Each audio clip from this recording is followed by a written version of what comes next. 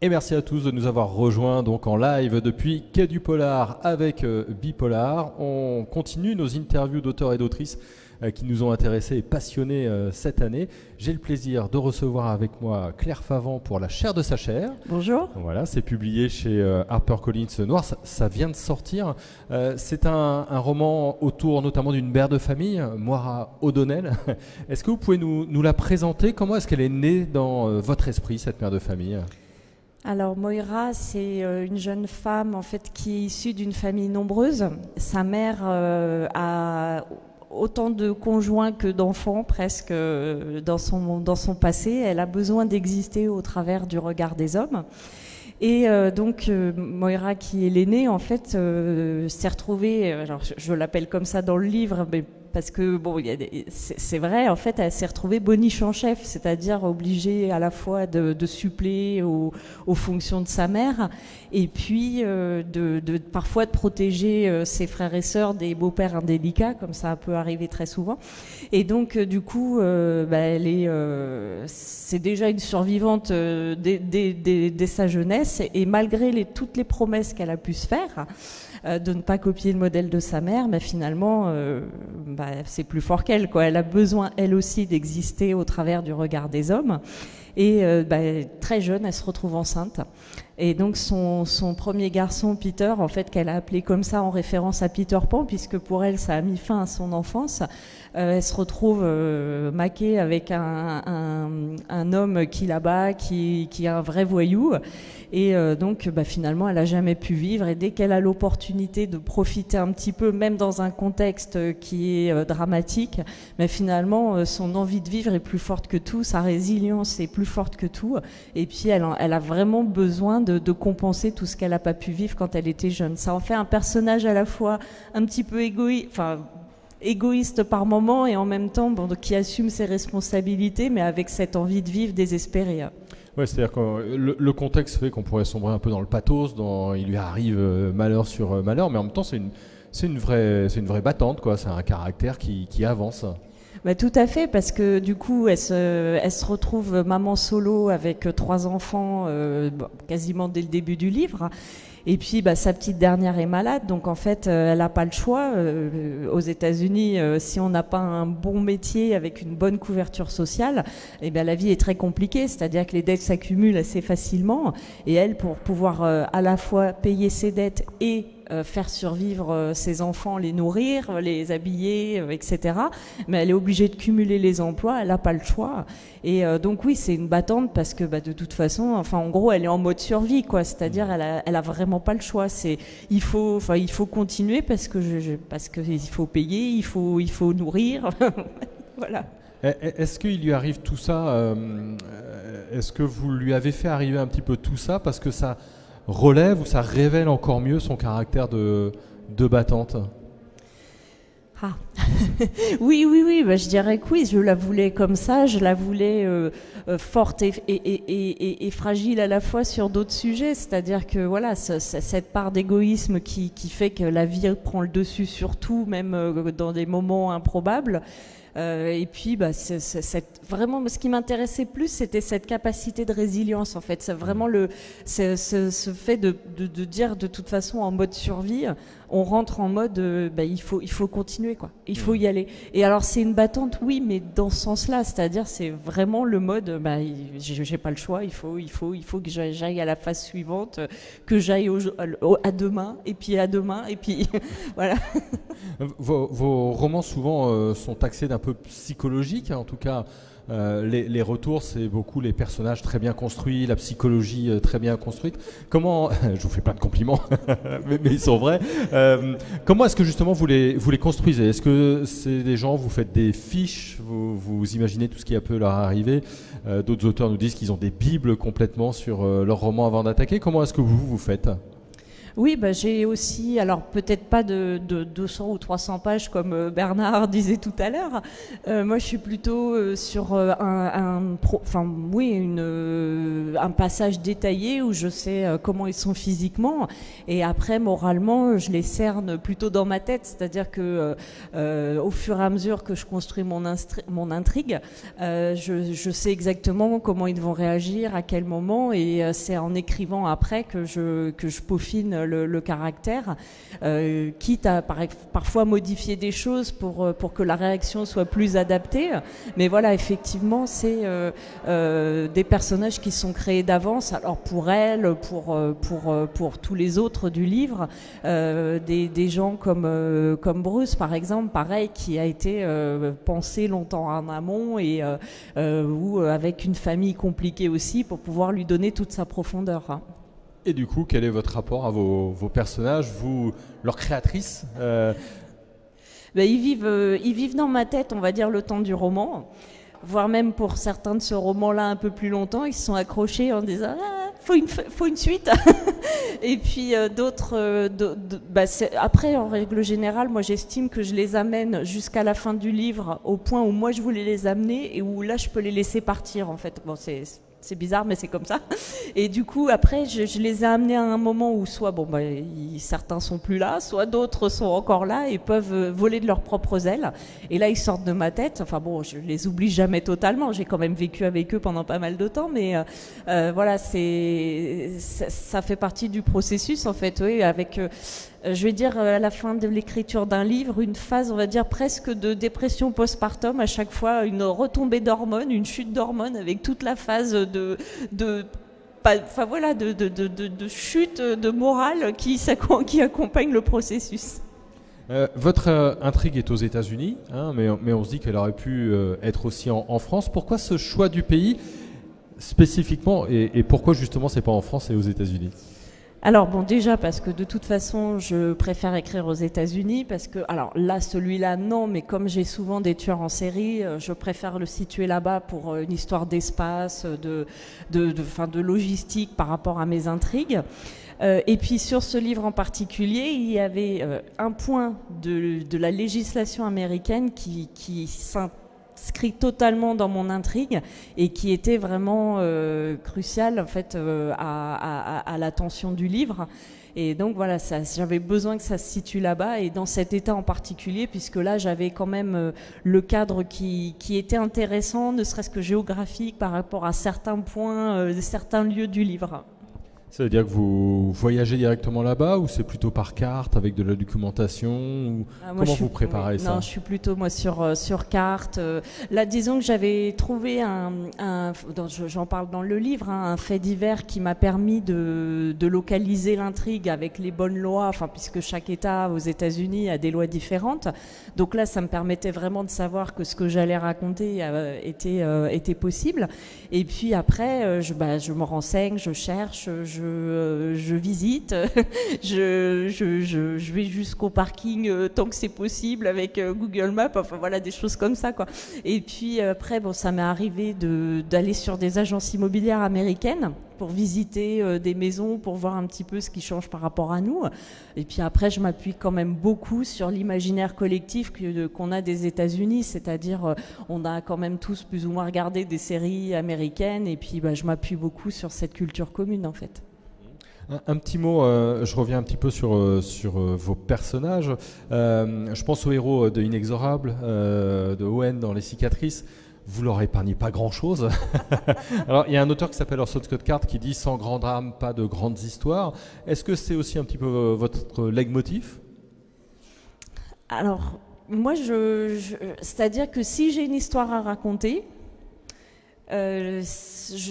si le personnage doit morfler, alors je ne vais pas dire que c'est toujours facile. Si on prend par exemple Serre-moi fort, où je n'épargnais encore moins peut-être que dans les autres mon personnage, il m'a réveillée pendant 3 mois. Pendant 3 mois, j'ai été réveillée la nuit par la culpabilité. Et mon personnage me disait « me fais pas ça », et j'ai tenu bon. Donc parce que sans ça, bah, c'était pas l'intrigue que j'avais décidée, mais ça veut pas dire que ça se passe facilement. Serre-moi fort, je l'ai terminé, j'ai pleuré pendant une demi-heure pour ne citer que ça. Donc oui, c'est pas évident parce que on a une intrigue, on doit aller au bout.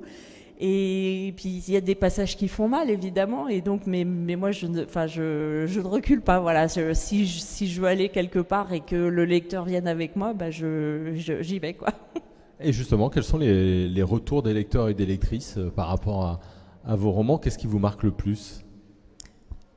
Alors bah, sur celui-là, c'est soit les gens sont alors parce que vu la façon dont ça se termine sans dévoiler, soit ils sont fâchés parce que bah, ils auraient espéré autre chose, soit au contraire ils sont dans le même état que moi, c'est-à-dire dans le même état que ça m'a mis à l'écriture, à savoir et donc mais sinon après sur les livres généralement les retours sont quand il y a de la manipulation, bah, les gens ça plaît. Enfin moi je sais que j'aime beaucoup moi me faire manipuler, donc c'est aussi ce que j'aime faire dans mes livres, et donc bah non, enfin, en règle générale les retours, les gens sont contents, et puis à la fois, c'est des livres qui simplement racontent des histoires, et moi j'aime bien quand même qu'il en reste une petite trace, dans le sens que ça marque, ou qu'il y ait pas une forme de morale, mais une forme de réflexion qui reste à la fin. Et sur celui-là en particulier, La chair de sa chair, c'est un petit peu aussi l'objectif, qu'il reste une réflexion.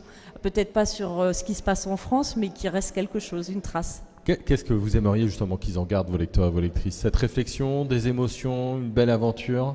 Oui, bah de se dire oh, mais c'est pas possible que ça se passe comme ça, que le personnage reste dans leur mémoire comme un personnage qui reste en suspens, et que ils auraient envie de revoir.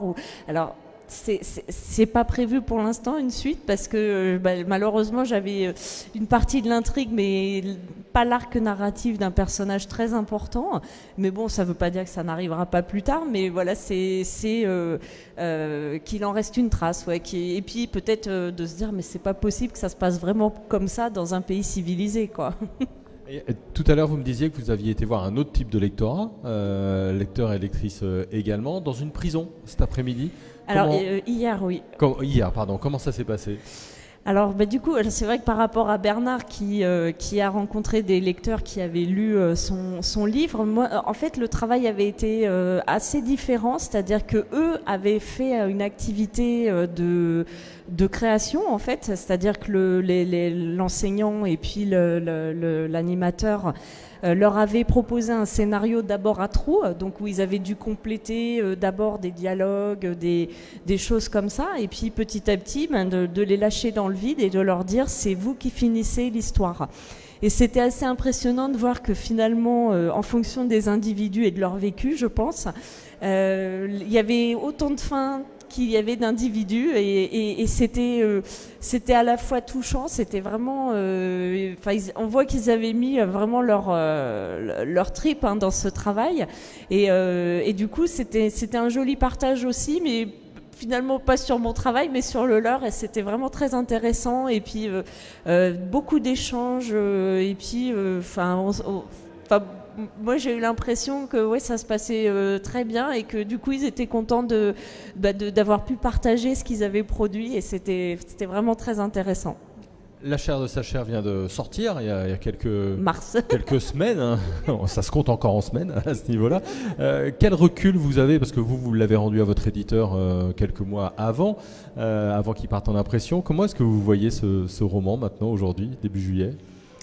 Alors c'est un roman, déjà parce qu'il a demandé peut-être beaucoup plus de travail alors les autres demandent du travail, mais celui-ci encore plus, parce que c'est un livre, en fait, comme il y a toute une partie, alors on va dire, je vais quand même le dire, une partie psychiatrique.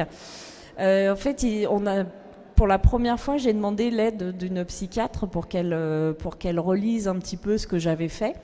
Et quand voilà, j'ai récupéré son retour, en fait, il y avait 2 pages de recommandations. Et là, je me suis fait peur. Franchement, c'était... Donc, il a fallu un gros travail de réécriture et de réappropriation de ce qu'elle avait pu proposer et de ce que moi, du coup, je pouvais mettre en œuvre à la place de ce que j'avais écrit à l'origine. Et donc c'est vrai que ce livre, ben, finalement, quand il a été fini, bon, j'étais contente parce que ça a demandé vraiment une grosse remise en question et un gros travail.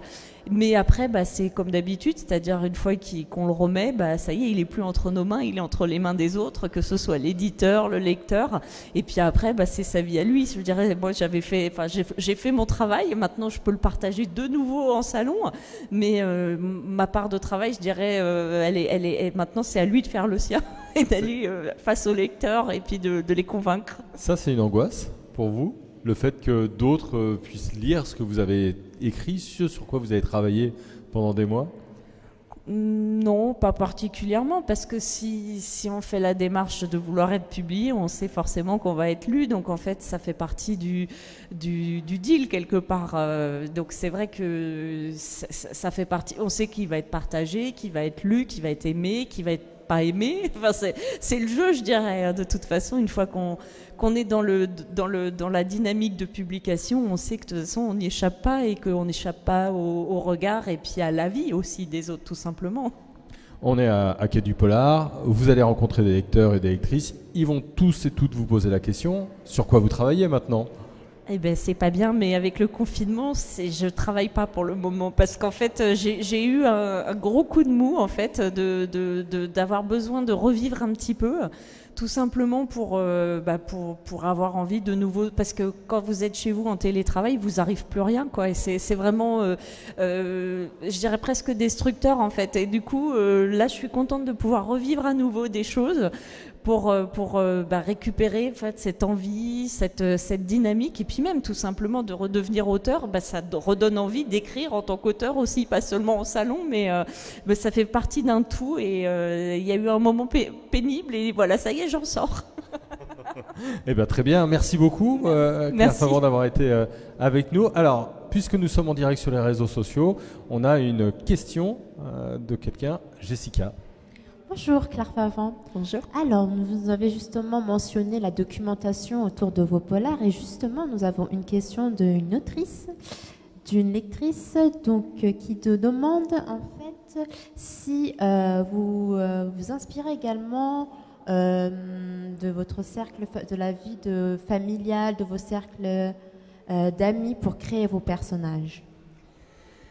Alors les personnages, le cercle d'amis, pas forcément, mais effectivement j'ai des personnes dans ma famille assez qui ont quand même des caractères assez marqués. Et oui, je pense que forcément on retrouve certaines typologies de caractères, soit dans le côté dominateur de certaines mères, pas la mienne, hein, mais dans la famille, et puis manipulateur de certains autres. Je pense qu'il faut avoir, je pense, vécu les choses de l'intérieur pour pouvoir bien les faire revivre. Je dis pas que c'est obligatoire, mais bon, ça aide bien, je pense, pour être capable de retranscrire. Donc oui, ça a pu m'arriver, mais après, bon, il y a beaucoup d'imagination et de choses que je prends. J'aime bien me projeter dans la tête des autres, donc ça fait aussi partie de la démarche et de la création. Ça veut dire que vous êtes tout le temps en observation un petit peu de ce qui se passe et des relations? Mais oui. Ah, très bien. Mais oui, parce que par exemple, pour ne citer que ça, tout à l'heure, grâce à mon observation, au restaurant, on a évité un drame avec un vol, quelqu'un qui a essayé de voler quelque chose. Et donc du coup, comme je regardais, j'avais vu que c'était quelqu'un qui était un peu bizarre. Bon, voilà, c'est parce que je regardais que que j'ai pu signaler ce qui s'était passé. Mais voilà, c'est important, je pense, de regarder les autres, de se projeter dans leur tête, d'essayer de les comprendre, puisque la vérité, par exemple, est une question de point de vue. Si vous demandez à des gens de raconter la même situation, vous aurez autant de versions qu'il y a d'individus. Et donc, j'adore, moi, aller dans toutes les têtes et de me dire comment lui, parce que forcément, il a arrangé la vérité pour que ça lui plaise à lui. Et j'adore, comme ça, passer d'une tête à l'autre. Et ça fait partie intégrante, moi, de mon processus, en tout cas. Ok, le prochain roman donc commence dans un restaurant lyonnais, on l'aura noté. Claire Favant, merci beaucoup. On recommande donc La chair de sa chair, qui est donc chez HarperCollins noir, dans cette collection noire. Nous, on va se retrouver dans quelques minutes. Merci à tous et à toutes d'avoir suivi cette interview en direct donc de Quai du Polar sur Bipolar. Si vous avez aimé, vous partagez, vous likez, vous en parlez autour de vous. N'hésitez pas, on se retrouve dans quelques minutes avec un autre invité. Merci beaucoup. Merci.